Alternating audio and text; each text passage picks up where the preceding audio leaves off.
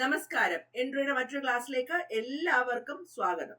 BNSന്റെ ഒരു ക്വിക്ക് റിവിഷനിൽ കൂടെയാണ് നമ്മൾ കടന്നു പോകുന്നത്. BNS എന്ന് പറഞ്ഞാൽ എല്ലാവർക്കും അറിയാം. എന്ത് റീപ്ലേസ് ചെയ്തതാണ്? IPC, Bharatiya Nyaya Sanhita, Indian penal കോഡിനെ റീപ്ലേസ് ചെയ്തുകൊണ്ട് വന്നതാണ്. അതുപോലെ തന്നെ Bharatiya Nyaya Sanhita came into force on July 1st, 2024. മറക്കരുത് കേട്ടോ. It got the assent from President on 25th December 2023. 2023 December 25 president ആയ ദ്രൗപദി മുർമുവിന്റെ ശ്രീമതി ദ്രൗപദി മുർമുവിന്റെ അസന്റ് ലഭിക്കുകയുണ്ടായി. 2024 ജൂലൈ 1 നിലവിൽ വന്ന ഒന്നാണ് ഭാരതീയ ന്യായ സംഹിത അല്ലെങ്കിൽ BNS എന്ന് പറയുന്നത്. IPC റീപ്ലേസ് ചെയ്തുകൊണ്ട് വന്നതാണ്. ഇതിലെ കുറച്ച് ക്വസ്റ്റ്യൻസിലൂടെയാണ് നമ്മൾ കടന്നു പോകുന്നത്. നേരെ ക്വസ്റ്റ്യൻസിലേക്ക് കടക്കാം. ഞാൻ advocate Padmasree Radhakrishnan. Under which section is abduction defined? Abduction പറഞ്ഞിരിക്കുന്നത് ഏത് സെക്ഷനിലാണ്? Section 125, section 138, section 111, section 319. ഇതിനകത്ത് ഏതിനകത്താണ് അബ്ഡക്ഷൻ പറഞ്ഞിരിക്കുന്നത്? സെക്ഷൻ 125. എന്താണ് ഈ സെക്ഷൻ 125 എന്ന് പറഞ്ഞാൽ? സെക്ഷൻ 125 എന്ന് പറഞ്ഞാൽ ഒരാളുടെ ലൈഫിനോ അല്ലെങ്കിൽ അയാളുടെ പേഴ്സണൽ സേഫ്റ്റിക്കോ അപകടമുണ്ടാക്കുന്ന ആക്ട്, അതിന് act endangering life or personal safety of others, അതിനെ കുറിച്ചാണ് പറയുന്നത്. മറ്റൊരാളുടെ ലൈഫിനോ മറ്റൊരാളുടെ പേഴ്സണൽ സേഫ്റ്റിക്കോ അപകടം ഉണ്ടാക്കുന്ന തരത്തിലുള്ള എന്തെങ്കിലും ഒരു പ്രവൃത്തി. അങ്ങനെ ഇപ്പൊ ഞാൻ എന്തെങ്കിലും ഒരു കാര്യം ചെയ്യുന്നതുകൊണ്ട് മറ്റൊരാൾക്ക് അപകടം ഉണ്ടാവുന്നു അല്ലെങ്കിൽ അയാളുടെ പേഴ്സണൽ സേഫ്റ്റിക്ക് എന്തെങ്കിലും കുഴപ്പം ഉണ്ടാവുന്നു, അങ്ങനെയാണെങ്കിൽ ഞാൻ പണിഷബിൾ ആണ്. എന്താണ് പണിഷ്മെന്റ്? 3 മാസം വരെ ആകാവുന്ന തരത്തിലുള്ള തടവ് അല്ലെങ്കിൽ imprisonment of either description for a term which may extend to 3 months. Fine which may extend to 2,500 rupees or with both. 3 മാസം വരെ എത്താവുന്ന ശിക്ഷ, തടവ് ശിക്ഷ, അല്ലെങ്കിൽ 2,500 രൂപ വരെ വരാവുന്ന പിഴ, അല്ലെങ്കിൽ രണ്ടും കൂടിയേ കിട്ടും. അപ്പൊ ആർക്കും പണി കൊടുക്കാതിരിക്കാൻ ശ്രമിക്കുക. വെറുതെ പോയി എന്തെങ്കിലുമൊക്കെ പണി ചെയ്തിട്ട് മറ്റുള്ളവരുടെ അപകടത്തിലാക്കുന്നു എന്ന് തോന്നിയിട്ട് നമ്മൾ ഈ സെക്ഷൻ 125 അണ്ടറിൽ വരുന്നത്. ഇനി എന്തെങ്കിലും ഹേർട്ടാണ് ഉണ്ടാവുന്നത്, HERT ഹർട്ടാണ് ഉണ്ടാവുന്നതെങ്കിൽ അവർക്കും പണിഷ്മെന്റ് ഉണ്ട്. എന്താണ് പണിഷ്മെന്റ്? 6 മാസം വരെ നീണ്ടു നിൽക്കാവുന്ന തടവ് ശിക്ഷയും ഫൈന് 5,000 റുപ്പീസും അതുപോലെ 2 ആവാനുള്ള സാധ്യതയുണ്ട്. അപ്പൊ നമ്മള് മറ്റുള്ളവരുടെ ലൈഫിനോ പേഴ്സണൽ സേഫ്റ്റിക്കോ എന്തെങ്കിലും അപകടം ഉണ്ടാക്കുന്ന രീതിയിലുള്ള ആക്ട് ആണ് ഉണ്ടാവുന്നതെങ്കിൽ അവർക്കുള്ള പണിഷ്മെന്റ് എന്ന് പറയുന്നത് 3 മാസം വരെ നീണ്ടു നിൽക്കാവുന്ന തടവ് ശിക്ഷയും 2,500 രൂപ വരെ വരാവുന്ന പിഴയും അല്ലെങ്കിൽ രണ്ടും കൂടിയാണ് വരുന്നത്. 2,500 നോക്കാൻ വേണ്ടിയിട്ട് 25 ഓർത്തു, 125, 25, 2,500 എന്നൊന്ന് ഓർത്തു വെച്ചേക്കാം. Act endangering life for personal safety of others ആണ് 125 പറയുന്നത്. ഇനി ഹർട്ടാണ് ഉണ്ടായിട്ടുള്ളത് എങ്കിൽ അവർക്കുള്ള പണിഷ്മെന്റ് കുറച്ചുകൂടെ കൂടുതലാണല്ലേ. എന്താണ് പണിഷ്മെന്റ്? 6 മാസം വരെ ഇംപ്രിസൺമെന്റ് ആവാം, അതുപോലെ 5,000 രൂപ വരെ പിഴയും ആവാം, രണ്ടും കൂടെ ലഭിക്കാം. അപ്പൊ 125 ആണ് act endangering life or personal safety of others. അപ്പൊ 125 ആണത്. ഇനി ഗ്രീവിയസ് ഹർട്ടാണ് ഉണ്ടാവുന്നതെങ്കിലോ? ഗ്രീവിയസ് ഹർട്ടാണ് ഉണ്ടാവുന്നതെങ്കിൽ 3 വർഷം വരെ ആകാവുന്ന തരത്തിലുള്ള തടവ് ശിക്ഷയും അതുപോലെ 10,000 റുപ്പീസ് വരെ പിഴയും അല്ലെങ്കിൽ രണ്ടും കൂടെയും. 3 പോയിന്റ് ആണ് 125 പഠിക്കുന്നത്. എന്താണ് 125? Act endangering life for personal safety of others. മറ്റുള്ളവരെ അപകടത്തിലാക്കുന്ന എന്തെങ്കിലും പണി കൊടുക്കുക. അങ്ങനെ വരുമ്പോ അവർക്കുള്ള പണിഷ്മെന്റ് എന്ന് പറയുന്നത് എന്താണ്? 3 മാസം 2,500 രൂപ പിഴ അല്ലെങ്കിൽ രണ്ടും കൂടിയോ. ഹർട്ട് ഉണ്ടാവുകയാണെങ്കിൽ 6 മാസം വരെ അല്ലെങ്കിൽ 5,000 രൂപ അല്ലെങ്കിൽ രണ്ടും കൂടിയോ. ഇനി ഗ്രീവിയസ് ഹർട്ടാണ് ഉണ്ടാവുന്നതെങ്കിൽ 3 വർഷം വരെ 10,000 രൂപ അല്ലെങ്കിൽ രണ്ടും കൂടി. ഒരു കോളം വരച്ച് ഇത് എല്ലാം സെറ്റ് ആവും അല്ലെ. ഇനി അടുത്ത 138. സെക്ഷൻ 138 എന്താ? അബ്ഡക്ഷൻ. ആരാണോ ഫോഴ്സ് ഉപയോഗിച്ച് കമ്പൽ ചെയ്ത് നിർബന്ധിച്ച് അല്ലെങ്കിൽ ചതിയുള്ള മാർഗത്തിൽ കൂടെ അല്ലെങ്കിൽ കബളിപ്പിക്കണം എന്നുള്ള ഉദ്ദേശത്തോടുകൂടി മറ്റൊരാളെ ഒരു സ്ഥലത്ത് നിന്ന് വേറൊരു സ്ഥലത്തേക്ക് കൊണ്ടുപോവുകയാണെങ്കിൽ അല്ലെങ്കിൽ പോകാനായിട്ട് പ്രേരിപ്പിക്കുകയാണെങ്കിൽ, ബലം പ്രയോഗിച്ചാവാം അല്ലെങ്കിൽ ചതി മാർഗങ്ങൾ ഉപയോഗിച്ചാവാം അല്ലെങ്കിൽ പറ്റിച്ച് കബളിപ്പിച്ചാവാം, അതിനെ പ്രേരിപ്പിക്കുമ്പോൾ അവിടെ അബ്ഡക്ഷൻ എന്ന് പറയും. അബ്ഡക്ഷൻ ഏതാ? സെക്ഷൻ 138. ഫോഴ്സ് ഉപയോഗിച്ച് അല്ലെങ്കിൽ ബലപ്രയോഗം ഉപയോഗിച്ച് അല്ലെങ്കിൽ ഏതെങ്കിലും ചതിയുള്ള മാർഗത്തിൽ കൂടെ കബളിപ്പിക്കുന്ന മാർഗത്തിൽ കൂടെ ഒരാളെ പ്രേരിപ്പിക്കുകയാണ്, ഒരു സ്ഥലത്ത് നിന്ന് വേറൊരു സ്ഥലത്തേക്ക് പോകാനായിട്ട് പ്രേരിപ്പിക്കുകയാണെങ്കിൽ അവിടെ എന്താ ഉണ്ടായത്? അബ്ഡക്ഷൻ ആണ് ഉണ്ടായത്. സെക്ഷൻ 111 എന്താണ്? ഓർഗനൈസ്ഡ് ക്രൈം ആണല്ലേ. സെക്ഷൻ 111 ഓർഗനൈസ്ഡ് ക്രൈം ആണ്. എല്ലാവർക്കും അറിയാവുന്ന ഒരു കാര്യമാണ്. 111 ഓർഗനൈസ്ഡ് ക്രൈം ആണ്. 111 ഓർഗനൈസ്ഡ് ക്രൈം ആണെങ്കിൽ 112 എന്താണ്? പെറ്റി ഓർഗനൈസ്ഡ് ക്രൈം ആണല്ലേ. അപ്പൊ ഓർഗനൈസ്ഡ് ക്രൈം തട്ടിക്കൊണ്ടുപോവാ, അല്ലെങ്കിൽ കവർച്ച, വാഹനം മോഷ്ടിക്കുക, മോഷണം, ഭയപ്പെടുത്തിയുള്ള അപഹരണം, ഭൂമി തട്ടിയെടുക്കല്, കരാറ് കൊലപാതകം, സാമ്പത്തിക കുറ്റകൃത്യം, സൈബർ കുറ്റകൃത്യം, ആൾവാണിഭം, മയക്കുമരുന്ന്, അതുപോലെ ആയുധങ്ങൾ, അനധികൃത വസ്തുക്കൾ എന്നിവയുടെ ഉപയോഗം, വേശ്യാവൃത്തിക്ക് അല്ലെങ്കിൽ പ്രോസ്റ്റിറ്റ്യൂഷന് വേണ്ടിയിട്ട് അല്ലെങ്കിൽ പൈസ കിട്ടാൻ വേണ്ടിയിട്ട് ഇപ്പൊ നമ്മൾ ഇന്ന ആളെ പിടിച്ചുകൊണ്ടുപോയി, ഇന്ന് റാംജി റാവ് സ്പീക്കിങ്ങിലൊക്കെ പറയുന്നത് കേട്ടിട്ടില്ലേ? നിങ്ങൾ ആ സിനിമ ചിലപ്പോൾ കണ്ടിട്ടുണ്ടാവില്ല. മോചന ദ്രവ്യത്തിന് വേണ്ടിയിട്ട് അങ്ങനെ വേണ്ടിയുള്ള ആൾവാണിഭം, ഇങ്ങനെ ഏതെങ്കിലും നിയമവിരുദ്ധമായ കാര്യങ്ങൾ ഒരു ഓർഗനൈസ്ഡ് ക്രൈം സിൻഡിക്കേറ്റിലെ അംഗം എന്നുള്ള രീതിയിൽ ഒറ്റയ്ക്കോ അല്ലെങ്കിൽ ഒരു കൂട്ടം ആളുകൾ ചേർന്ന് ചെയ്യുകയോ ചെയ്താൽ അവിടെ എന്താണ് ഏറ്റവും പ്രധാനപ്പെട്ട കാര്യം? അവിടെ സാമ്പത്തിക ആനുകൂല്യം, പൈസ കിട്ടുന്നതിന് വേണ്ടിയിട്ടുള്ള കാര്യങ്ങളായിരിക്കും. അതുവരെ ആകാവുന്ന നിയമവിരുദ്ധമായ പ്രവർത്തനത്തിന് നമ്മൾ എന്തു പറയും? സംഘടിത കുറ്റകൃത്യം എന്ന് പറയും. ഈ പറഞ്ഞ എന്താണെങ്കിലും മതി, തട്ടിക്കൊണ്ടുപോവുക, കവർച്ച ചെയ്യുക, മോഷണം, ഇത് എന്തിനു വേണ്ടിയിട്ടാണെങ്കിലും ഒരു ഓർഗനൈസ്ഡ് ക്രൈം സിൻഡിക്കേറ്റിലെ അംഗം എന്നുള്ള നിലയിൽ ഒറ്റയ്ക്കോ അല്ലെങ്കിൽ കൂട്ടത്തോടെയോ കുറച്ച് ആൾക്കാർ, അതിനകത്ത് ചിലപ്പോൾ മോണിറ്ററി ബെനിഫിറ്റ് ഉണ്ടാവും, അത് ഉൾപ്പെടെയുള്ള ആനുകൂല്യങ്ങൾ അല്ലെങ്കിൽ ബെനിഫിറ്റ് കിട്ടുന്നതിന് വേണ്ടിയിട്ട് ഒരു നിയമത്തിന് നിരക്കാത്തൊരു കാര്യം ചെയ്യുക, അതിനെയാണ് നമ്മൾ സംഘടിത കുറ്റകൃത്യം എന്ന് പറയുന്നത്. സംഘടിത കുറ്റകൃത്യത്തിന് എന്താണ് ശിക്ഷ? സംഘടിത കുറ്റകൃത്യം എന്ന് പറയുന്നത് 111 സെക്ഷൻ 111 സബ് ക്ലോസിലാണ് ഇതിനെപ്പറ്റി പറയുന്നത്.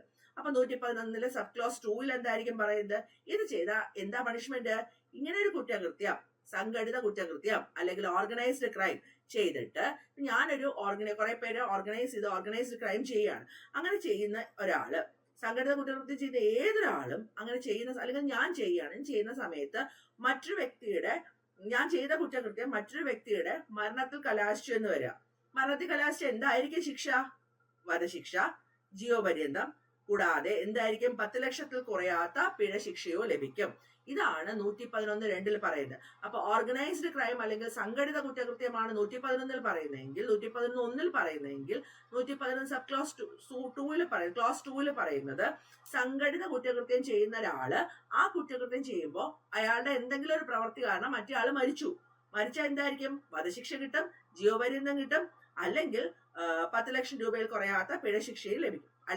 കൂടാതെ അങ്ങനെ കുറ്റകൃത്യം മറ്റേതെങ്കിലും തരത്തിലാണെങ്കിലോ, അതായത് ആ കുറ്റകൃത്യം മരണത്തിലൊന്നും എത്തിയിട്ടില്ല, മറ്റേതെങ്കിലും തരത്തിലാണെങ്കിൽ 5 വർഷത്തിൽ കുറയാത്തതും ജീവപര്യന്തം തടവാവുന്ന കാലത്തേക്കുള്ള ശിക്ഷയും 5 ലക്ഷം രൂപ. അപ്പൊ അവിടെ കുറച്ചു. വധശിക്ഷ, ജീവപര്യന്തം, 10 ലക്ഷം രൂപ എന്നുള്ളത് എന്താക്കി? 5 വർഷം, ജീവപര്യന്തം, 5 ലക്ഷത്തിൽ കുറയാത്ത പിഴയും എന്നാക്കി. അപ്പൊ അത് ക്ലിയർ അല്ലേ? അപ്പൊ അതെന്താണ്? അത് 11(2) ആണ് അല്ലെ? 11(2) അപ്പൊ ഇനി 11(3) എന്താന്ന് നോക്കണ്ടേ? 111, വെറും 11 111(3). 111(3) എന്ന് പറഞ്ഞാല് ഇപ്പൊ വീണ്ടും ഒരു ഓർഗനൈസ്ഡ് ക്രൈം, സംഘടിത കുറ്റകൃത്യം. ഞാൻ ഒരാളെ പ്രേരിപ്പിക്കുകയാണ്, ഇന്നതൊക്കെ നമുക്ക് ചെയ്യാം എന്നൊക്കെ പറഞ്ഞ് ഓർഗനൈസ് ചെയ്ത് വെക്കുകയാണ്, അല്ലെങ്കിൽ ഞാൻ അതിന് ശ്രമിക്കുകയാണ്, അല്ലെങ്കിൽ കോൺസ്പിറസി, ഗൂഢാലോചന ചെയ്യാണ്, അല്ലെങ്കിൽ ഞാൻ അറിഞ്ഞുകൊണ്ട് ഇതിന് സൗകര്യം ചെയ്തു കൊടുക്കുകയാണ്.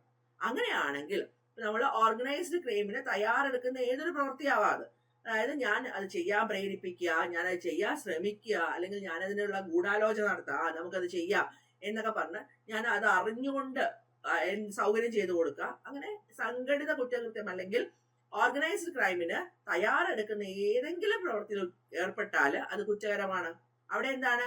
5 വർഷത്തിൽ കുറയാത്തതും ജീവപര്യന്തം തടവിനും 5 ലക്ഷം രൂപയിൽ കുറയാത്ത പിഴയ്ക്കും ശിക്ഷാർഹനാവുന്നതാണ്.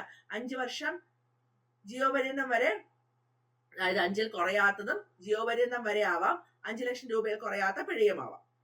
അപ്പൊ നമ്മള് തൊട്ടു മുമ്പിൽ എന്താ പറഞ്ഞത്? 111(2) പറഞ്ഞ എന്താ? 111(2) പറഞ്ഞത് 111(2) നമ്മൾ പറഞ്ഞു ഓർഗനൈസ്ഡ് ക്രൈം ചെയ്യുന്ന ഒരാള് ആ ക്രൈം ആരുടെയെങ്കിലും മരണത്തിൽ കലാശിച്ചാൽ, മരിച്ചാൽ എന്താ? വധശിക്ഷ, ജീവപര്യന്തം, കൂടാതെ 10 ലക്ഷം രൂപ പിഴയും. അത് മറ്റേതെങ്കിലും തരത്തിലാണെങ്കിലോ 5 വർഷത്തിൽ കുറയാത്തതും ജീവപര്യന്തോളമാവും, 5 to life എന്നാ നമുക്ക് പറയാം. 5 വർഷത്തിൽ കുറയാൻ പാടില്ല, ലൈഫ് വരെ കിട്ടാം. കാലത്തേക്കുള്ള ശിക്ഷയും 5 ലക്ഷം രൂപയിൽ കുറയാത്ത പിഴയുമാണ്. തിരിച്ച് 111(3) വരുമ്പോഴോ നമ്മള് ആ പ്രവൃത്തിയിൽ ഏർപ്പെടുന്നതിന് തയ്യാറെടുക്കുകയാണ് അല്ലെ? അങ്ങനെ ഒരു പ്രവൃത്തി ചെയ്യുകയാണെങ്കിൽ 5 വർഷത്തിൽ കുറയാത്തതും ജീവപര്യന്തം തടവിനും ആവാം, 5 ലക്ഷം രൂപയിൽ കുറയാത്ത പിഴയും. അപ്പൊ നേരത്തെ 113(2) 113(2) സബ് ക്ലോസ് ബിയിൽ പറഞ്ഞിരിക്കുന്ന ശിക്ഷയും 111 ക്ലോസ് 3 പറഞ്ഞിരിക്കുന്ന ശിക്ഷയും ഒന്ന് തന്നെയാണ്. ഓക്കെ, ക്ലിയർ ആണല്ലോ. അടുത്തത് 111(4). 111(4) എന്ന് പറഞ്ഞാല് ഓർഗനൈസ്ഡ് ക്രൈം ചെയ്യുന്ന ആ ഒരു സംഘത്തില് മെമ്പർ ആയിട്ടുള്ള ഏതൊരാൾക്കും എന്തായിരിക്കും കിട്ടുക? 5 വർഷത്തിൽ കുറയാത്തതും ജീവപര്യന്തം തടവിനും 5 ലക്ഷത്തിൽ കുറയാത്ത പിഴ ശിക്ഷയ്ക്കോ. നിങ്ങൾ ഇവിടെ ശ്രദ്ധിച്ചോ, വളരെ എളുപ്പത്തിൽ പഠിക്കാവുന്ന ഒരു കാര്യമാണ് ഇതിന്റെ ശിക്ഷ എന്ന് പറയുന്നത്. ഏകദേശം 111 ക്ലോസ് 3ക്കും 111 ക്ലോസ് 4നും 5 വർഷത്തിൽ കുറയാത്തതും ജീവപര്യന്തം തടവിനും 5 ലക്ഷത്തിൽ കുറയാത്ത പിഴ ശിക്ഷയ്ക്കോ അർഹനാവുന്നതാണ് അല്ലെ.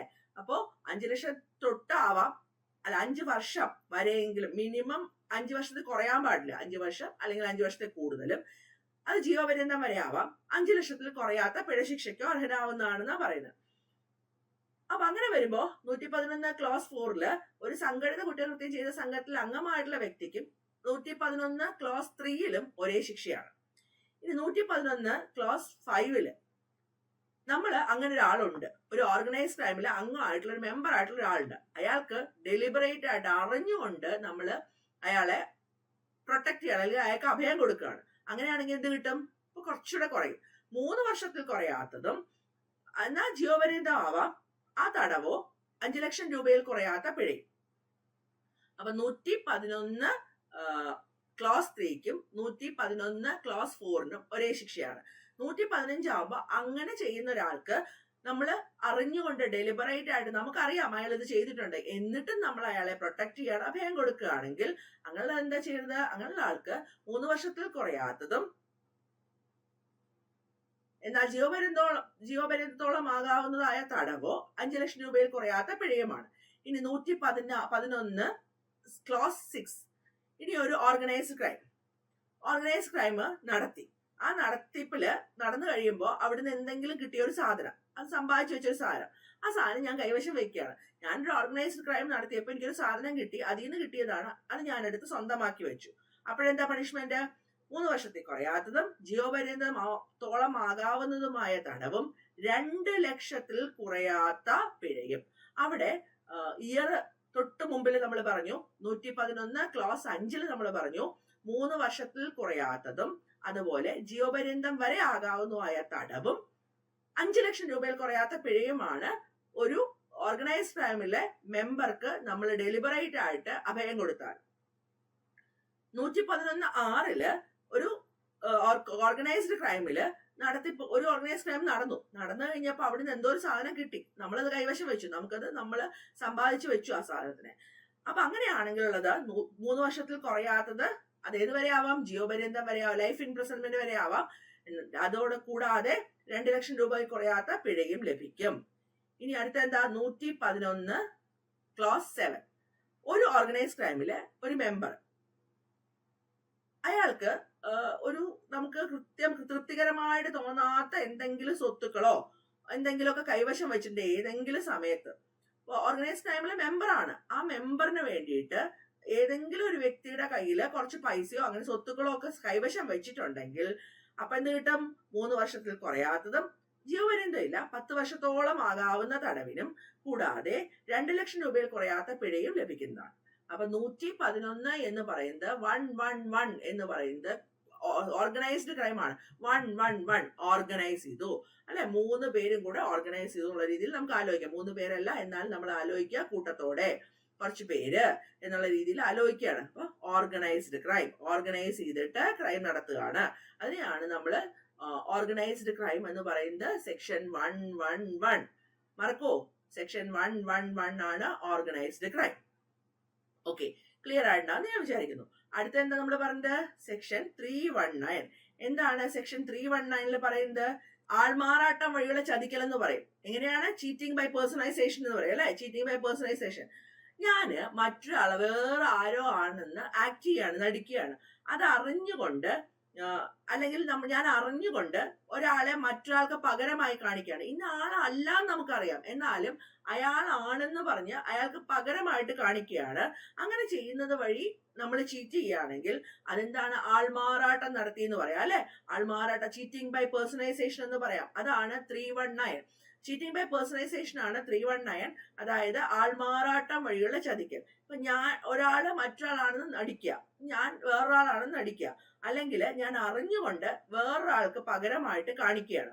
കാണിച്ചിട്ട് മറ്റൊരാളെ ചതിക്കുകയാണെങ്കിൽ, ആൾമാറാട്ടം നടത്തി ചതിക്കുകയാണെങ്കിൽ, പറ്റിച്ച് ചതിക്കുക, അതായത് ഞാൻ മറ്റൊരാളാണെന്ന് നടിച്ചിട്ടോ വേറൊരാളെ കാണിച്ചാൽ അത് മറ്റൊരാളാണെന്ന് പറയുകയോ ചെയ്യുകയാണ്. അതായത് ആൾമാറാട്ടം നടത്തുകയാണ് അവിടെ. അങ്ങനെയുള്ള ഒരു ചീറ്റിങ്ങിനെയാണ് ചീറ്റിംഗ് ബൈ പേഴ്സണലൈസേഷൻ എന്ന് പറയുന്നത്. സെക്ഷൻ 319(1) അതിനെക്കുറിച്ച് പറയുന്നത്. 319(1) പറയുന്നത്. ഓക്കെ, അപ്പം ഏത് വ്യക്തിയായിട്ടാണോ ആൾമാറാട്ടം നടത്തപ്പെടുന്നത് ആ വ്യക്തി ശരിക്കും ഉണ്ടാവണമെന്നും കൂടി ഇല്ല. ആ വ്യക്തി ശരിക്കും ഉണ്ടാവണമെന്നുമില്ല, സങ്കല്പത്തിലുള്ള ആളായിരുന്നാലും കുറ്റം ചെയ്യപ്പെടുന്നത്. അതായത് ഞാനായിട്ട് നിൽക്കാതെ മറ്റൊരാളായിട്ട് നിന്നിട്ട് മറ്റൊരാളാണെന്ന് പറഞ്ഞ് ഞാൻ എന്ന വ്യക്തി, പത്മ എന്ന വ്യക്തിയായിട്ട് നിൽക്കാതെ വേറെ ആരെങ്കിലും ആണെന്ന് പറഞ്ഞ് മൂന്നാമതൊരു വ്യക്തിയെ അല്ലെങ്കിൽ രണ്ടാമതൊരു വ്യക്തിയെ പറ്റിക്കുകയാണ് അവിടെ ചെയ്യുന്നത്.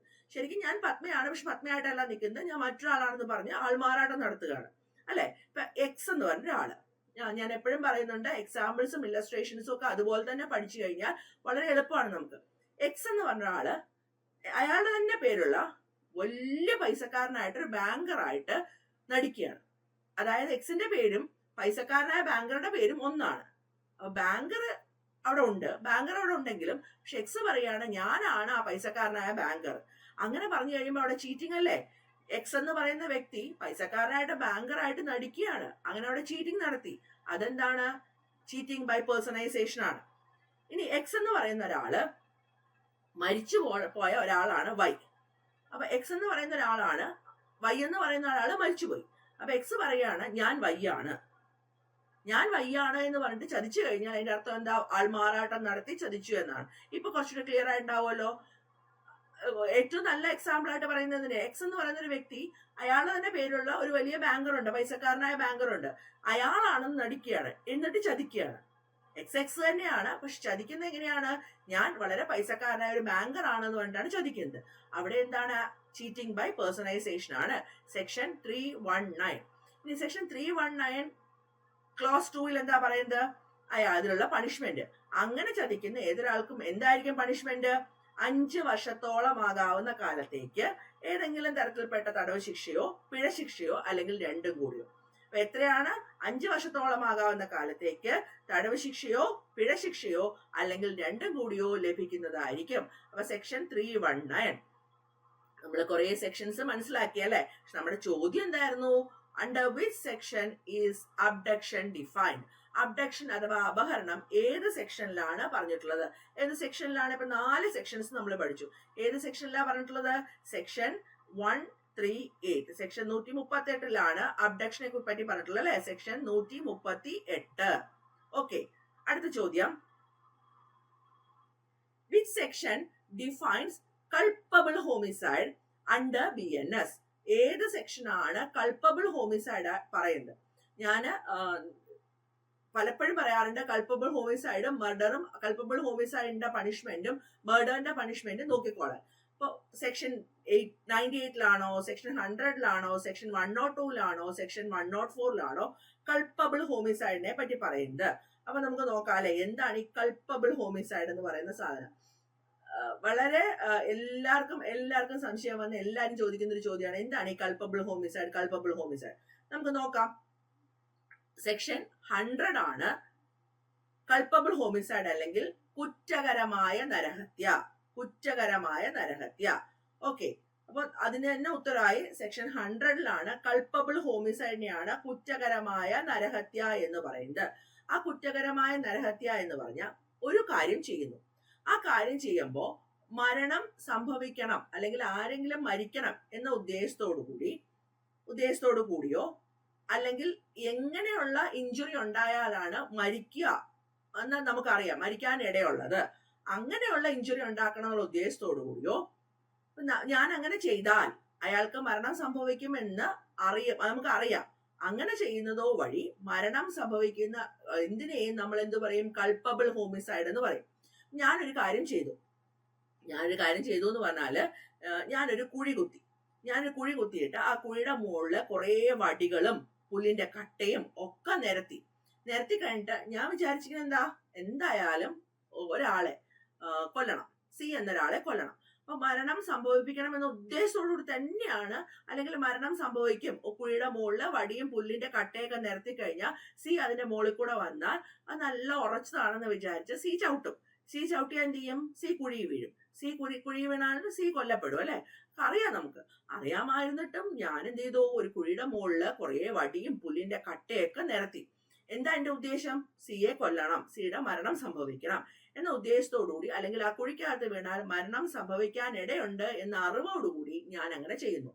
സി വന്നിട്ട് എന്ത് ചെയ്യുന്നു? സി ആ നീളം നല്ലോണം ഉറച്ചതാണെന്നൊക്കെ വിചാരിച്ച് അതിൽ ചവിട്ടുന്നു, കുഴിയിൽ വീഴുന്നു, കൊല്ലപ്പെടുന്നു. ഇവിടെ എന്താ സംഭവിച്ചത്? കുറ്റകരമായ നരഹത്യയാണ് സംഭവിച്ചത് അല്ലെ? കുറ്റകരമായ നരഹത്യയാണ് സംഭവിച്ചത്. ഇനി ഒരു കുറ്റിക്കാടിന്റെ പിന്നില് ആണ് ഒരു സി എന്ന് പറഞ്ഞ ആള് കുറ്റിക്കാടിന്റെ പിന്നിലാണെന്ന് എനിക്കറിയാം. സി എന്ന ആള് കുറ്റിക്കാടിന്റെ പിന്നിലാണെന്ന് എനിക്കറിയാം. പക്ഷെ ആർക്കറിയില്ല? എന്റെ അടുത്തുള്ള വൈക്ക് അറിയില്ല. അപ്പൊ എന്റെ ഉദ്ദേശം എന്താണ്? സി കുറ്റിക്കാടിന്റെ പിന്നിലാണ് എന്ന് എനിക്കറിയാം, വൈക്ക് അറിയില്ല. അപ്പൊ ഞാൻ എന്ത് ചെയ്തു എന്ന് വെച്ചാല് സിയെ കൊല്ലണം. സിക്ക് മരണം സംഭവിക്കണമെന്ന് ഉദ്ദേശിച്ചുകൊണ്ടോ അല്ലെങ്കിൽ സംഭവിക്കാൻ സാധ്യതയുണ്ടെന്ന് അറിഞ്ഞുകൊണ്ടോ ആ കുറ്റിക്കാട്ടിന്റെ നേരെ വെടിവെക്കാൻ ഞാൻ പറയുന്നു. വൈക്ക് അറിയില്ല അവിടെ ഉണ്ടെന്നുള്ളത്. അപ്പൊ വയ്യോട് പറഞ്ഞ് വയ്യെ പ്രോത്സാഹിപ്പിച്ച് അല്ലെങ്കിൽ പ്രചോദിപ്പിച്ച് വയ്യെ വെടിവെക്കാൻ പറഞ്ഞ് വൈ വെടിവെക്കുന്നു. സി എന്ത് ചെയ്തു? സി മരിച്ചു. സിയെ കൊല്ലുകയും ചെയ്തു. ഇവിടെ വൈ വെടിവെച്ചു, സി കൊല്ലപ്പെട്ടു. വൈ എന്തെങ്കിലും കുറ്റത്തിന് അപരാധിയാണോ? അല്ല, ശരിക്കും അപരാധി അല്ല. പക്ഷെ അവിടെ ഞാൻ കുറ്റക്കാരനല്ലേ? ആണ്. ഞാൻ എന്താ ചെയ്തത്? കുറ്റകരമായ നരഹത്യ എന്ന കുറ്റം ചെയ്തിട്ടുണ്ട് അല്ലെ? കുറ്റകരമായ നരഹത്യ എന്ന കുറ്റം ചെയ്തിട്ടുണ്ട്. അപ്പൊ സെക്ഷൻ 100 പറയുന്നത് കുറ്റകരമായ നരഹത്യയെ കുറിച്ചാണ്. ഈ 2 എക്സാമ്പിൾസും കൃത്യമായിട്ട് പഠിച്ച് മനസ്സിലാക്കി വെക്കണം. കുറ്റകരമായ നരഹത്യ എന്ന് പറയുന്നത് ചാപ്റ്റർ 6 മനുഷ്യ ശരീരത്തെ ബാധിക്കുന്ന കുറ്റങ്ങളിൽ നമുക്ക് പഠിക്കാനുള്ളതിൽ നമ്മൾ ആദ്യം പഠിക്കുന്ന സെക്ഷനാണ്. സെക്ഷൻ 100 കുറ്റകരമായ നരഹത്യ അല്ലെങ്കിൽ കൾപ്പബിൾ ഹോമിസൈഡ്. 2 എക്സാമ്പിളും മറക്കാതെ പഠിച്ചോളൂ കേട്ടോ. അപ്പൊ ഇനി സെക്ഷൻ 98 എന്താണ്, സെക്ഷൻ 102 എന്താണ്, സെക്ഷൻ 104 എന്താണ്? അപ്പൊ ഇതിന്റെ ഉത്തരം നമുക്ക് കിട്ടി സെക്ഷൻ 100 ആണെന്നല്ലേ. ഇനി ബാക്കിയൊക്കെ നമുക്ക് നോക്കാം. എന്താണ് ഈ 98, എന്താണ് 98, എന്താണ് 102, എന്താണ് 104? നോക്കിക്കളഞ്ഞാലോ? ഓക്കെ, നോക്കാം. അപ്പോ സെക്ഷൻ 98 നോക്കണം, 102 നോക്കാം ആദ്യം. ഇപ്പോ ആരുടെ മരണമാണോ ഉദ്ദേശിച്ചത്? ഞാൻ ഒരാളെ കൊല്ലണം എന്ന് വിചാരിച്ചു, എക്സിനെ കൊല്ലണം എന്ന് വിചാരിച്ചു. ഞാൻ ഉദ്ദേശിച്ച എക്സിന്റെ മരണമാണ്. പക്ഷെ എക്സ് അല്ല മരിച്ചത്, പകരം വൈ മരിച്ചു. ഞാൻ കൊല്ലണമെന്ന് ഉദ്ദേശിച്ചത് അല്ലെങ്കിൽ ഞാൻ ഉദ്ദേശിച്ച മരണം എക്സിന്റെ മരണമാണ്. പക്ഷെ കൊല്ലപ്പെട്ടത് എക്സ് അല്ല, വൈ ആണ്. അപ്പൊ ആരുടെ മരണമാണോ ഉദ്ദേശിച്ചത്, ആരെയാണോ കൊല്ലാൻ ഉദ്ദേശിച്ചത്, അയാളുടേതല്ലാത്ത മറ്റൊരാളുടെ മരണം സംഭവിപ്പിക്കുന്നതിനുള്ള കൾപ്പബിൾ ഹോമിസൈഡിനെയാണ് അല്ലെങ്കിൽ കുറ്റകരമായ നരഹത്യയാണ് സെക്ഷൻ 102 പറയുന്നത്. ഓക്കെ, സെക്ഷൻ 102 പറയുന്നത്. ഇനി സെക്ഷൻ 104 എന്താ പറയുന്നത്? സെക്ഷൻ 104 മിണ്ടാതിരിക്കേണ്ട ഒരു കേസ് കേട്ടാണ്. ഓൾറെഡി ജീവപര്യന്തം തടവ് ശിക്ഷ കിട്ടി, ലൈഫ് ഇംപ്രിസൺമെന്റ് ആണ് കിട്ടിയിരിക്കുന്നത്. കിട്ടിയ ആളെ മിണ്ടാതിരുന്നാ പോരെ? അയാൾക്ക് ആവശ്യത്തിനുള്ള ശിക്ഷ കിട്ടിയിട്ടുണ്ട്, ആവശ്യത്തിന് ജയിലിൽ കിടക്കുകയും ചെയ്യാം. അങ്ങനെ വിധിക്കപ്പെട്ട ആള് നടത്തുന്ന കൊലപാതകത്തിനുള്ള ശിക്ഷ, ഇപ്പൊ ജീവപര്യന്തം തടവിനുള്ള ശിക്ഷാവിധിക്ക് ജീവപര്യന്തം തടവാണ്, ലൈഫ് ഇംപ്രിസൺമെന്റ് ആണ് കൊടുത്തിരിക്കുന്നത്. അങ്ങനെ ഇരിക്കുന്ന സമയത്ത് തന്നെ കൊലപാതകം നടത്തിയ അല്ലെങ്കിൽ മർഡർ നടത്തിയാല് അയാൾക്ക് എന്തായിരിക്കും കിട്ടുക? ഉറപ്പായിട്ടും മരണശിക്ഷ കിട്ടുക അല്ലെ? അല്ലെങ്കിൽ അയാളുടെ നാച്ചുറൽ ലൈഫിന്റെ ബാക്കിയുള്ള കാലം സുഖമായിട്ട് ജയിലിൽ തന്നെ കിടക്കാം. അങ്ങനെയാ പറയാ, അയാളുടെ natural life for the remaining of his natural life എവിടെ കിടക്കാം? ജയിലിൽ കിടക്കാം. അങ്ങനെയുള്ള ജീവപര്യന്തം തടവ് നൽകി ശിക്ഷിക്കപ്പെടുന്നതാണ്. ഓക്കെ, അപ്പൊ അത് ക്ലിയർ ആയല്ലോ അല്ലെ? 102 104 ക്ലിയർ അല്ലേ? വല്ല ആവശ്യമുണ്ടോ മിണ്ടാണ്ടിരുന്നാൽ? ഞാൻ ഇതിന് എക്സാമ്പിളായിട്ട് സാധാരണ പറഞ്ഞു കൊടുക്കാറ് പതിവ്, നിങ്ങൾ കണ്ടിട്ടുണ്ടോ എന്ന് എനിക്കറിയില്ല, നിറക്കൂട്ട എന്നുള്ള സിനിമയുണ്ട്. നിറക്കൂട്ട എന്നുള്ള സിനിമ കണ്ടിട്ടില്ലെങ്കിൽ പാട്ടെങ്കിലും കേട്ടിട്ടുണ്ടാവും. സുന്ദരനായ മമ്മൂട്ടി, അതിസുന്ദരിയായ സുമലതയായിട്ടുള്ള ഒരു പാട്ടല്ലേ, പൂമാനമേ എന്നുള്ള പാട്ട്. അപ്പൊ ആ പാട്ടുള്ള സിനിമയില് എനിക്ക് തോന്നുന്നു നിറക്കൂട്ടില് മമ്മൂട്ടി ഓൾറെഡി ഈ ജീവപര്യന്തം തടവിന് ശിക്ഷിക്കപ്പെട്ട ആളാണ്. ഇറങ്ങിയിട്ട് കൊല്ലാൻ ശ്രമിക്കുന്നുണ്ട് അല്ലെ? അപ്പൊ അങ്ങനെ ചെയ്യുന്ന കൊല്ലാൻ ശ്രമിക്കല്ല, കൊലപാതകം നടത്തിയാലുള്ള ശിക്ഷയെ കുറിച്ചാണ് എന്ത് പറയുന്നത്? സെക്ഷൻ 104 വളരെ സിമ്പിൾ ആണ്. ഉറപ്പായിട്ടും അയാൾക്ക് ഇന്ന ശിക്ഷ കിട്ടുന്നുള്ളത് നമുക്ക് പഠിക്കുകയൊന്നും വേണ്ട, ഒരു നിയമവും പഠിക്കാതെ തന്നെ അറിയാം. അയാൾക്ക് എന്ത് കിട്ടും? അയാൾക്ക് മരണശിക്ഷ കിട്ടും, അല്ലെങ്കിൽ അയാളുടെ സ്വാഭാവിക ജീവിതത്തിന് ബാക്കിയുള്ള കാലം തടവിൽ പോയി സുഖമായിട്ട് കിടക്കാം. ഒരു പ്രശ്നവുമില്ല, അവിടെ പോയി കിടന്നോട്ടെ. നമുക്കിപ്പോ എന്താ അപ്പൊ 98 എന്താന്ന് കൂടെ നോക്കാം അല്ലെ. 98 എന്ന് പറയുന്നത് പ്രോസ്റ്റിറ്റ്യൂഷന് വേണ്ടിയിട്ടൊക്കെ കുട്ടികളെ വിൽക്കുന്നതിനെയാണ്, കുട്ടികളെ പ്രോസ്റ്റിറ്റ്യൂഷനും മറ്റും വേണ്ടി വിൽക്കുന്നതിനെയാണ് സെക്ഷൻ 98 പറയുന്നത്. സെക്ഷൻ 98 അതാണ് പറയുന്നത് കുട്ടിയെ പ്രോസ്റ്റിറ്റ്യൂഷനും ഒക്കെ വേണ്ടിയിട്ട് സെല്ല് ചെയ്യുക. ഏതെങ്കിലും കുട്ടി ഇങ്ങനെ പ്രോസ്റ്റിറ്റ്യൂഷൻ നടത്താൻ വേണം, അല്ലെങ്കിൽ ഇങ്ങനത്തെ പ്രോസ്റ്റിറ്റ്യൂഷന് വേണ്ടി, അല്ലെങ്കിൽ എന്തെങ്കിലും ഇങ്ങനെ ഇല്ലിസിറ്റ് ആയിട്ടുള്ള അല്ലെങ്കിൽ ഇല്ലീഗൽ ആയിട്ടുള്ള എന്തെങ്കിലും കാര്യത്തിന് വേണ്ടി ഉപയോഗിക്കണം എന്നുള്ള ഉദ്ദേശത്തോടു കൂടി ആ കുട്ടിയെ വിൽക്കുകയോ അല്ലെങ്കിൽ കൂലിക്ക് കൊടുത്താലും മതി, കൂട്ടിക്ക് കൊടുക്കുകയോ അല്ലെങ്കിൽ മറ്റേതെങ്കിലും വിധത്തിൽ കൈയൊഴിക്കുന്ന രീതിയിൽ എന്തെങ്കിലും ചെയ്തു കഴിഞ്ഞാൽ അയാൾക്കുള്ള പണിഷ്മെന്റ് എന്താണ്? 10 വർഷത്തോളം ആകാവുന്ന കാലത്തേക്ക് ഏതെങ്കിലും തരത്തിൽപ്പെട്ട തടവ് ശിക്ഷ, ഏതെങ്കിലും തരത്തിൽപ്പെട്ട തടവ് ശിക്ഷയും പിഴ ശിക്ഷയ്ക്കും കൂടി അർഹനാവുന്നതാണ്. അപ്പോ സെക്ഷൻ 98 എന്ന് പറയുന്നത് പ്രോസ്റ്റിറ്റ്യൂഷന് വേണ്ടി കുട്ടിയെ വിൽക്കുന്നത്, പ്രോസ്റ്റിറ്റ്യൂഷനും മറ്റു പ്രവർത്തികൾക്കൊക്കെ വേണ്ടി കുട്ടികളെ വിൽക്കുന്നത്. ഇതില് പ്രോസ്റ്റിറ്റ്യൂഷനാണ് മെയിൻ ആയിട്ട് അതിനെ ഫോക്കസ് ചെയ്തിരിക്കുന്നത്. 98 99 കൂടെ പറഞ്ഞിട്ട് പോവാ അല്ലെ. വിലക്ക് വാങ്ങിയാലാണ് 99, വിറ്റ 98, ഇതേ കാര്യത്തിന് വേണ്ടി വിലക്ക് വാങ്ങിച്ചാല് 99, ഇതേ വിറ്റാൽ കുട്ടിയെ പ്രോസ്റ്റിറ്റ്യൂഷന് വേണ്ടി വിറ്റാൽ 98, സെക്ഷൻ 98. അങ്ങനെ വിറ്റ് കഴിഞ്ഞാൽ എന്താണ്? 10 വർഷത്തോളം ആവുന്ന കാലത്തേക്ക് തടവ് ശിക്ഷയോ അല്ലെങ്കിൽ തടവ് ശിക്ഷയ്ക്ക് ശിക്ഷിക്കപ്പെടുകയും അതിനോടൊപ്പം തന്നെ പിഴയും കിട്ടും. 99 കുട്ടിയെ പ്രോസ്റ്റിറ്റ്യൂഷന് വേണ്ടിയിട്ട് വിലക്ക് വാങ്ങിച്ചു കഴിഞ്ഞാൽ 7 വർഷത്തിൽ കുറയാത്തതും 14 വർഷത്തോളം ആകാവുന്ന തടവും പിഴയും. കോഗ്നിസബിൾ ആണ്, ജാമ്യം അനുവദിക്കാത്തതാണ്, സെഷൻസ് കോടതിയിൽ വിചാരണ ചെയ്യുന്നതാണ്, കോമ്പൗണ്ടബിൾ അല്ല, രാജിയാവുന്നതിന് യാതൊരു വ്യവസ്ഥയുമില്ല. അപ്പൊ കുട്ടിയെ പ്രോസ്റ്റിറ്റ്യൂഷൻ എന്ന പർപ്പസിന് വേണ്ടി വിറ്റാൽ 98, അതിനെ വാങ്ങിയാൽ 99, പണിഷ്മെന്റും പഠിച്ചോളൂ. അപ്പൊ ഇവിടെ നമ്മുടെ ക്വസ്റ്റ്യന്റെ ആൻസർ ആയി. എന്താ ആൻസർ? ഓൾറെഡി പറഞ്ഞു. Which section defines culpable homicide under BNS? Section 100 വളരെ പ്രധാനപ്പെട്ട സെക്ഷൻ ആണ്, പഠിച്ചോളൂ. അപ്പൊ അടുത്ത ചോദ്യത്തിലേക്ക് നമുക്ക് പോവാം. The definition of murder can be found in which section? Section 100 culpable homicide ആണ്.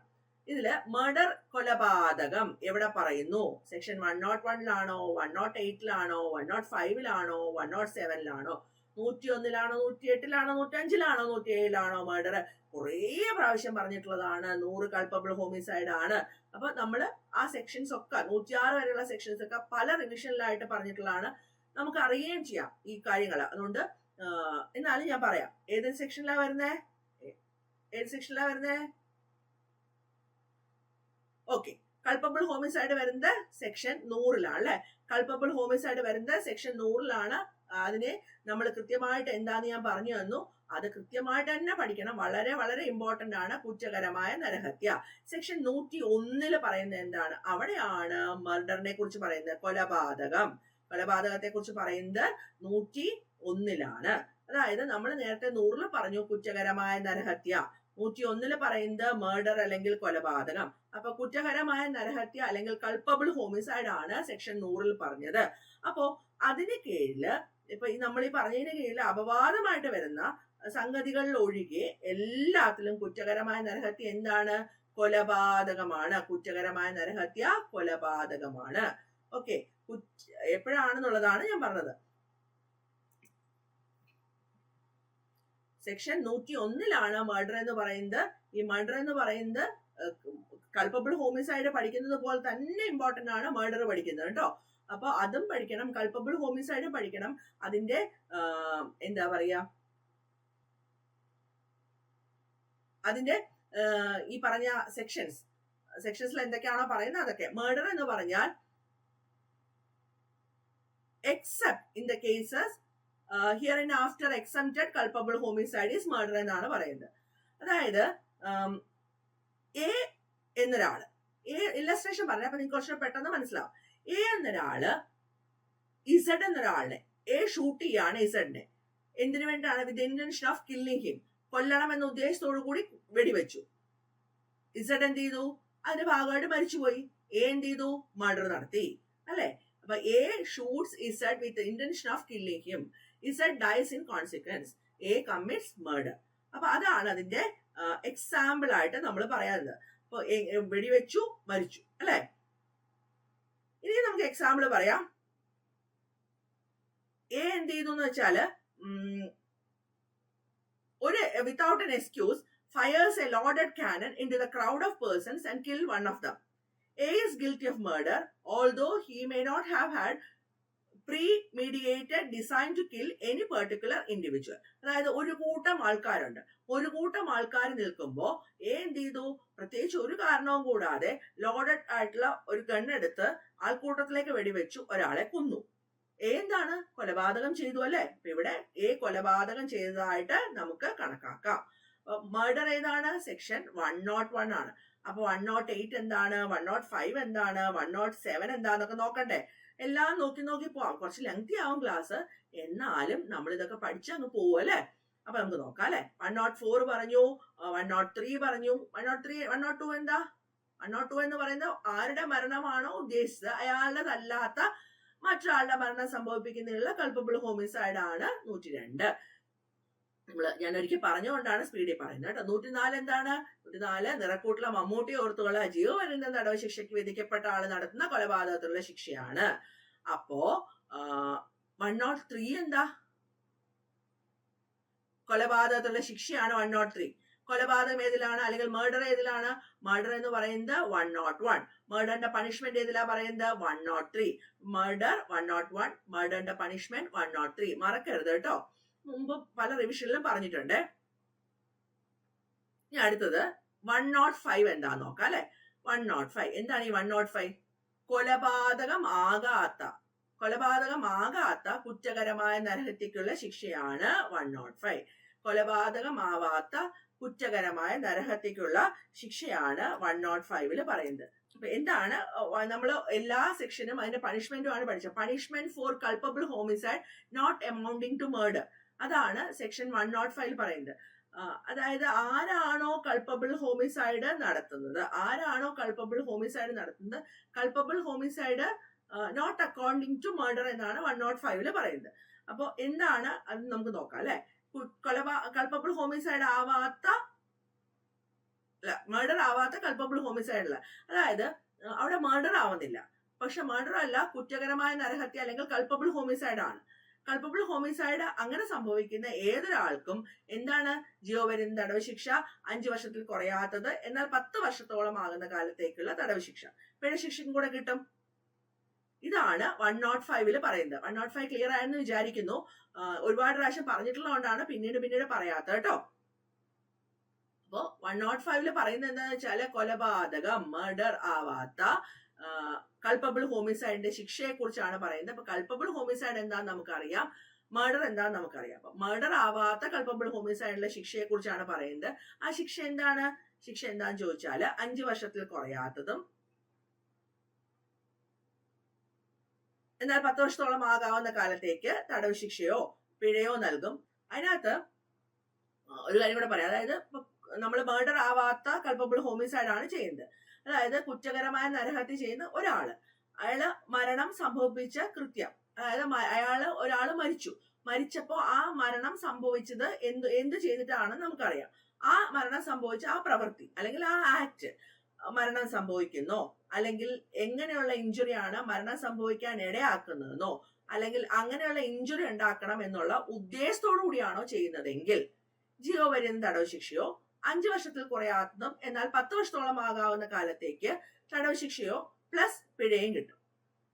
എന്നാ അവിടെ വേറൊരു കാര്യമുണ്ട്. ആ ഒരു ചെയ്ത പ്രവൃത്തി, ഞാൻ നേരത്തെ പറഞ്ഞു, ഒരു പ്രവൃത്തി ചെയ്യുന്നു, ആ ഒരാള് മരണം സംഭവിപ്പിച്ച ആക്ട്, എന്തുകൊണ്ടാണ് ഒരു വ്യക്തിയുടെ മരണം സംഭവിച്ചത്, ആ ആക്ട് മരണം സംഭവിപ്പിക്കുമെന്നോ, അല്ലെങ്കിൽ എങ്ങനെയുള്ള ഇഞ്ചുറിയാണ് മരണം സംഭവിപ്പിക്കാൻ കാരണമാവുന്നതെന്നോ, അല്ലെങ്കിൽ അങ്ങനെയുള്ള ഇഞ്ചുറി തന്നെ ഉണ്ടാക്കണമെന്നോ ഉള്ള മരണം സംഭവിക്കാൻ കാരണമാകുന്ന ഇഞ്ചുറി ഉണ്ടാക്കണമെന്നോ ഉള്ള ഉദ്ദേശത്തോടുകൂടി ചെയ്തതാണെങ്കിൽ ജീവപര്യന്തം തടവ് ശിക്ഷയോ, അല്ലെങ്കിൽ 5 വർഷത്തിൽ കുറയാത്തതും എന്നാൽ 10 വർഷത്തോളം ആകാവുന്ന കാലത്തേക്ക് തടവ് ശിക്ഷയോ ശിക്ഷിക്കപ്പെടുന്ന പിഴശിക്ഷയ്ക്കും കൂടെ അർഹനാവും. ഇനി വേറൊരു കാര്യം കൂടെ എന്റെ കൂടെ പറയുന്നുണ്ട്. ഈ കൃത്യം മരണം സംഭവിക്കാൻ ഇടയാക്കും എന്ന അറിവുണ്ട്, അല്ലെങ്കിൽ മരണം സംഭവിപ്പിക്കണം, അല്ലെങ്കിൽ മരണം സംഭവിപ്പിക്കാൻ സാധ്യതയുള്ള ഇഞ്ചുറി ഉണ്ടാക്കണം എന്നുള്ള ഉദ്ദേശത്തോടുകൂടിയാണ് ചെയ്തതെങ്കിൽ 10 വർഷത്തോളം ആകാവുന്ന കാലത്തേക്ക് തടവ് ശിക്ഷയും പിഴശിക്ഷയും കൂടി നൽകി ശിക്ഷിക്കപ്പെടുന്നതാണ്. ഇതാണ് സെക്ഷൻ 105 പറയുന്നത്. വളരെ കൃത്യമായിട്ട് മനസ്സിലാക്കണം രണ്ടും തമ്മിലുള്ള വ്യത്യാസം. അത് നിങ്ങൾ ഇതിനകത്ത് വേറൊന്നും ചോദിക്കാൻ പോകുന്നില്ല. സെക്ഷൻ 105 എന്താന്ന് ചോദിക്കുമായിരിക്കും. അതെന്താന്ന് മനസ്സിലാക്കി വെക്കാം. അതിന്റെ പണിഷ്മെന്റും കൂടെ ഓർത്തു വെക്കാം. ഓക്കെ, ഇനി സെക്ഷൻ 107 അല്ലെ. സെക്ഷൻ 107 എന്താ പറയുന്നത്?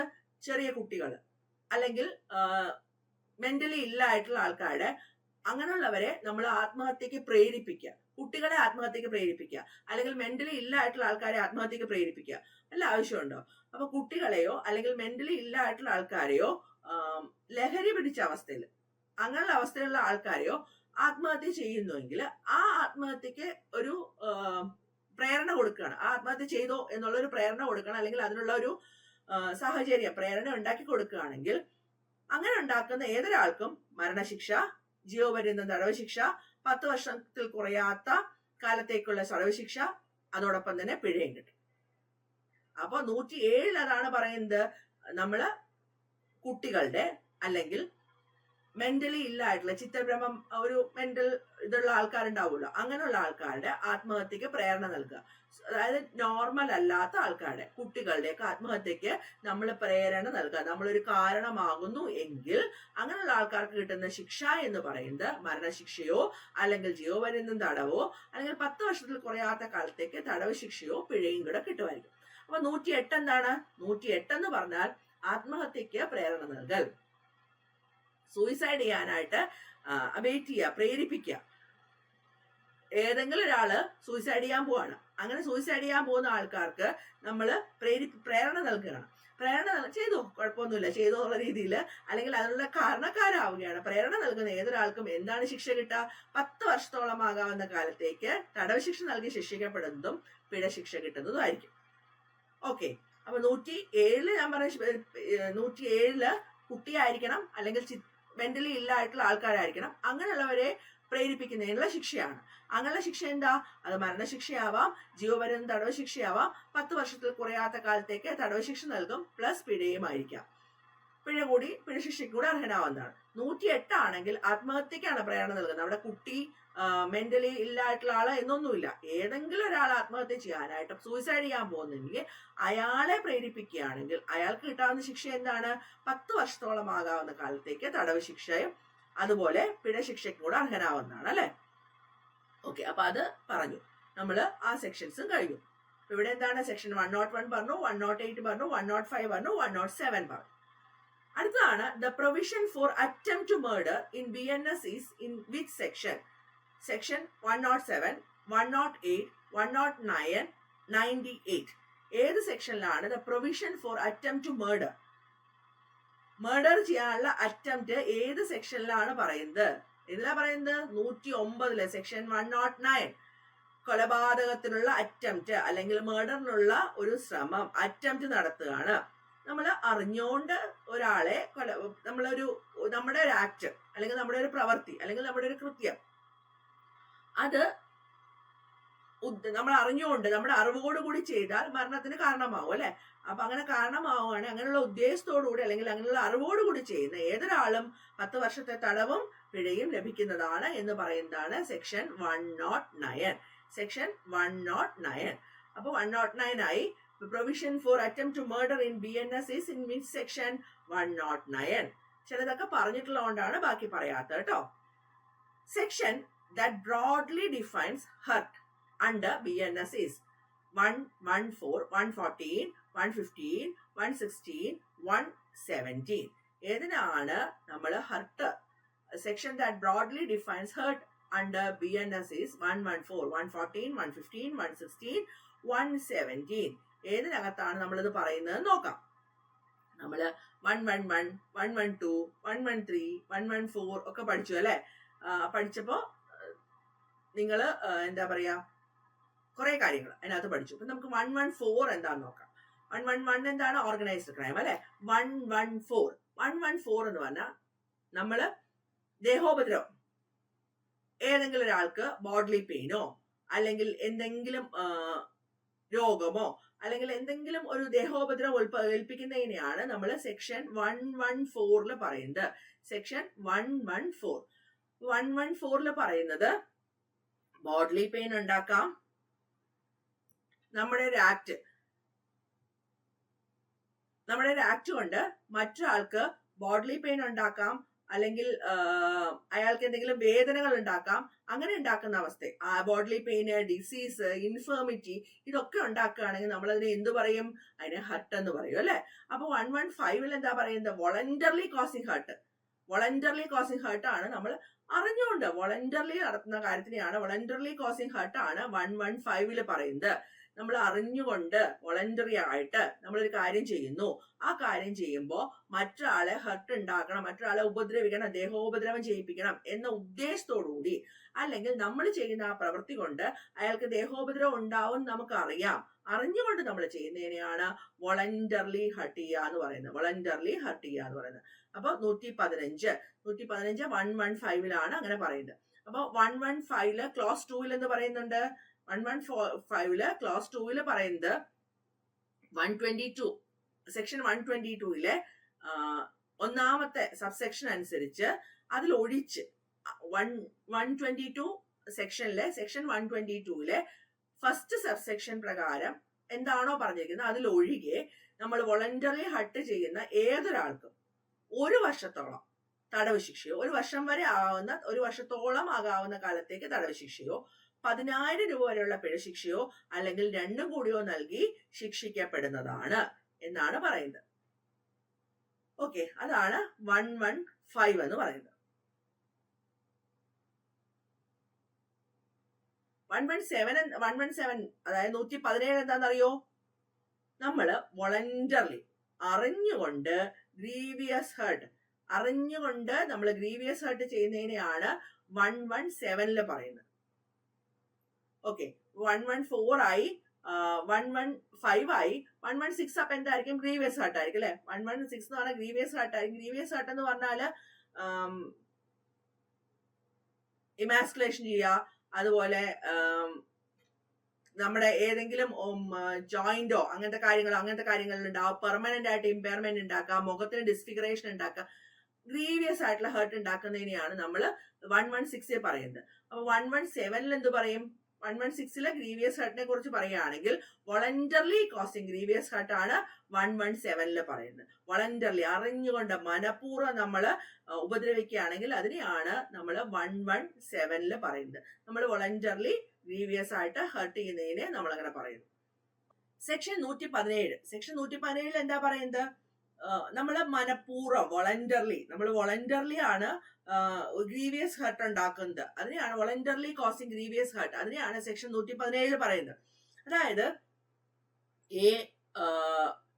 സിയെ ഉപദ്രവിക്കാൻ പോവാണ്, സിയുടെ മുഖം ഡിസ്ഫിഗർ ചെയ്യാൻ പോവാണ്, അല്ലെങ്കിൽ വിരൂപപ്പെടുത്താൻ ഉദ്ദേശിക്കുകയാണ്.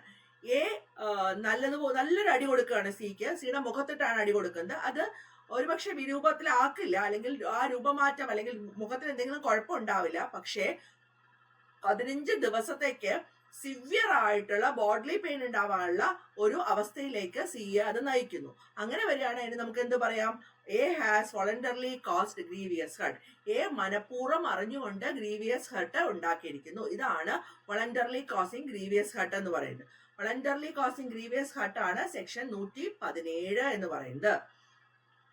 116 എന്ന് പറയുന്നത് ഗ്രീവിയസ് ഹർട്ട് ആണെങ്കിൽ 115 എന്ന് പറയുന്നത് വോളണ്ടറിലി കോസിങ് ഹർട്ട് ആണ്. അപ്പൊ 114 എന്താണ്?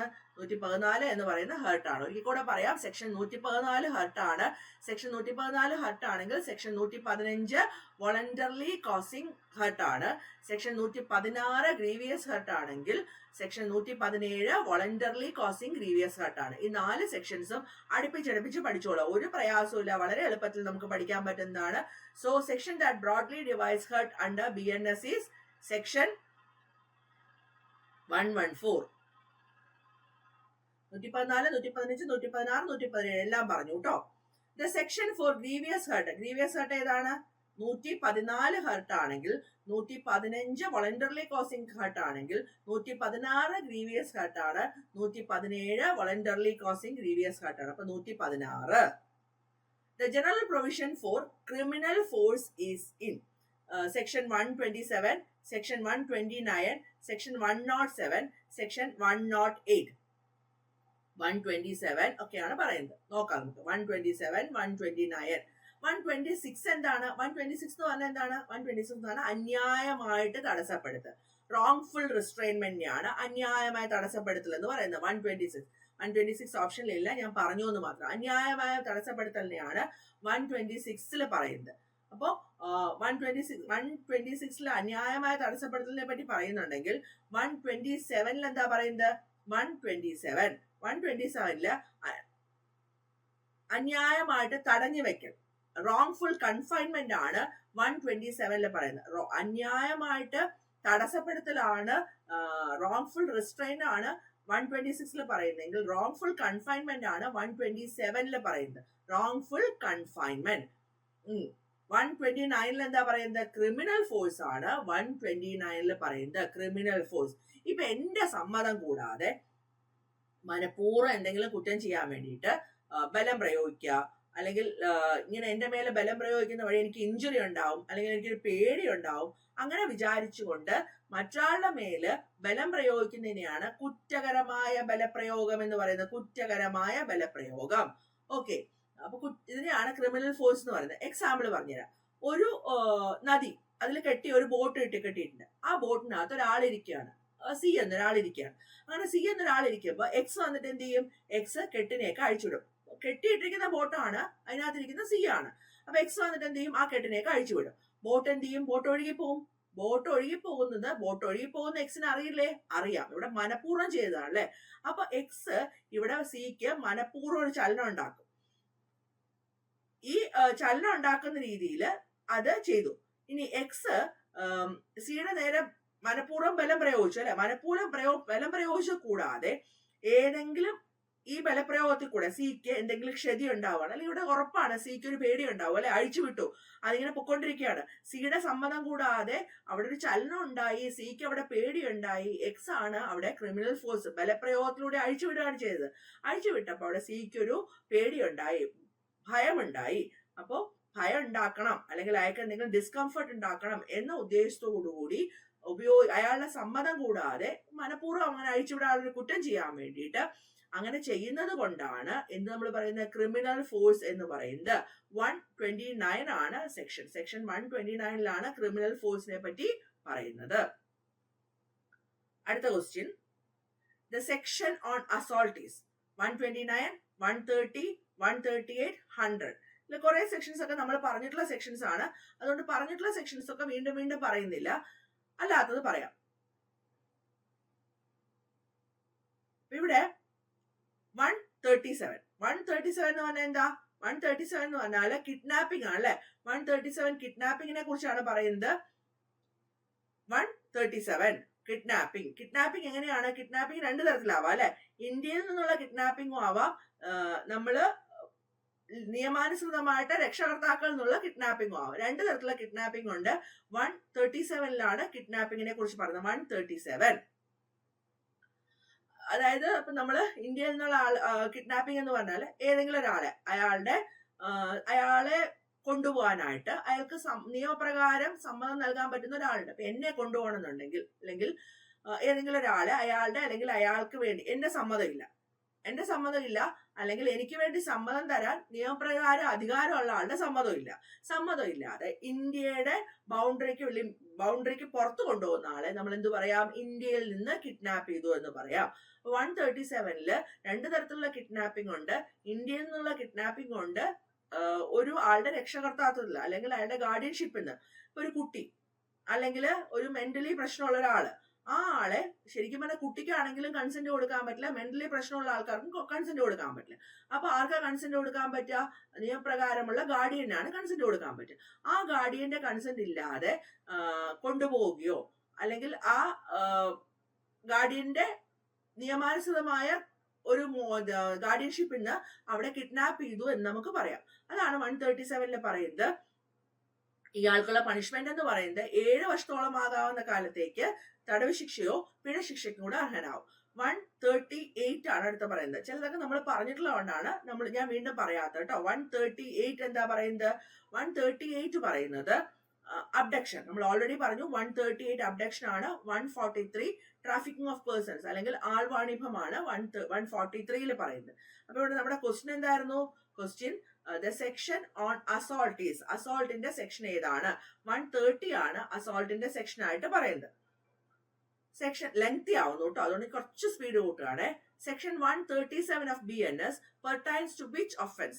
Voluntarily causing hurt, culpable homicide, kidnapping, forced labor. ഇതിൽ നിന്ന് തന്നെ നിങ്ങൾക്ക് വളരെ കൃത്യമായിട്ട് അറിയാം വോളണ്ടറിലി കോസിങ് ഹർട്ട് ആണോ. നമ്മൾ ഓൾറെഡി ഇതൊക്കെ പഠിച്ച സെക്ഷൻസ് ആണ് അല്ലെ. വോളണ്ടറി കോസിങ് ഹർട്ട് ആണോ അല്ലെങ്കിൽ അബ്ഡക്ഷൻ ആണോ എന്നൊക്കെ നമ്മൾ പഠിച്ചു. ഇതിനകത്ത് ക്വസ്റ്റ്യൻ എന്തായിരുന്നു? ഇവിടെ നമ്മൾ ചോദിച്ചിരിക്കുന്നത് സെക്ഷൻ 137 എന്താണ് പറയുന്നത്?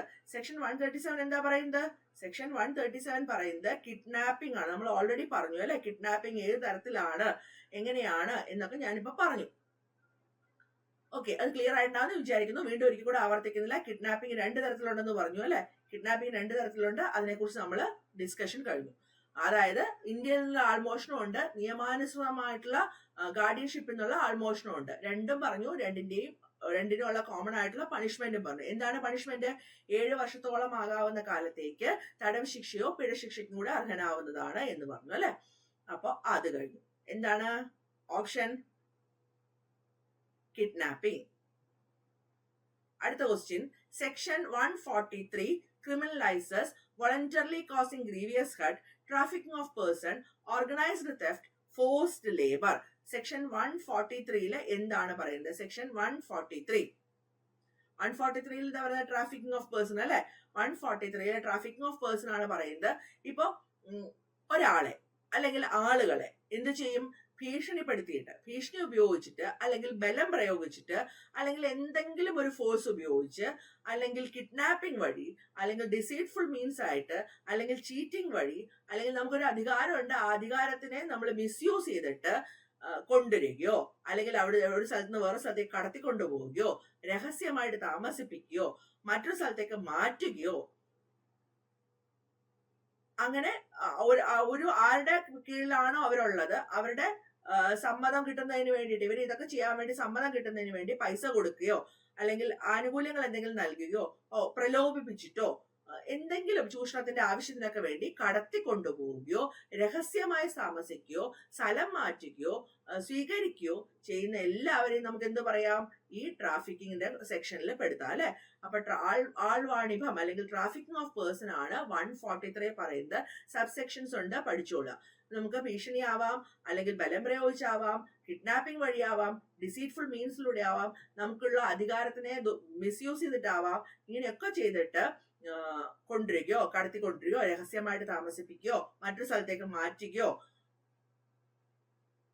എന്തെങ്കിലും അയാളുടെ മേലെ ആർക്കാണോ നിയന്ത്രണമുള്ള അയാളുടെ സമ്മതം കിട്ടാൻ വേണ്ടിയിട്ട് പൈസ കൊടുക്കുക, എന്തെങ്കിലും ആനുകൂല്യങ്ങൾ കൊടുക്കുക അല്ലെങ്കിൽ എന്തെങ്കിലും ഓഫർ ചെയ്യുക, ഇങ്ങനെ ചെയ്തിട്ട് ഒരാളെ കടത്തിക്കൊണ്ടിരിക്കുകയാണെങ്കിൽ അതിനെയാണ് നമ്മൾ എന്ത് പറയുന്നത്?